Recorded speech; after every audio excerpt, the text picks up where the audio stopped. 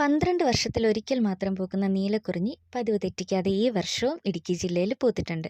ഈ വർഷം പൂത്തിരിക്കുന്നത് ഇടുക്കി ഡാമിൻ്റെ റിസർവയറിനോട് ചേർന്നിട്ടുള്ള ഭാഗങ്ങളിലാണ്. അതായത് കല്യാണത്തണ്ട്, അഞ്ചുരുളി, മുളകരമേട്, അങ്ങനെ ഇടുക്കി ഡാമിനോട് ചേർന്നിട്ടുള്ള കുറച്ച് മലകളിലാണ് ഇപ്പോൾ പൂവ് കണ്ടിരിക്കുന്നത്.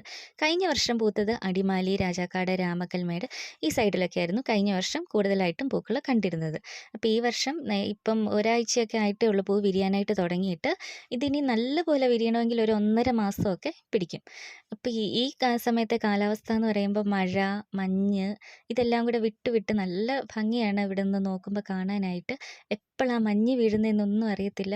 ചില സമയത്ത് നമുക്കൊന്നും കാണാൻ പറ്റില്ല, അടുത്ത് നിൽക്കുന്ന ആളെ പോലും കാണാൻ പറ്റാത്തതുപോലെ മഞ്ഞൊക്കെ വരുന്ന സമയങ്ങളുണ്ട്. വളരെ നല്ല വ്യൂ ആണ്. നീലക്കുറിഞ്ഞി മാത്രമല്ല, ഇടുക്കിയുടെ ഭംഗി മുഴുവനും അതിൻ്റെ മോസ്റ്റായിട്ട് ആസ്വദിക്കണമെങ്കിൽ ഈ ഒരു സമയത്ത് നമ്മൾ വരണം. അപ്പോൾ എല്ലാവരും ഒരിക്കലെങ്കിലും വരാൻ നോക്കണം. ഒരിക്കലും ഇത് മിസ് ചെയ്യരുത്.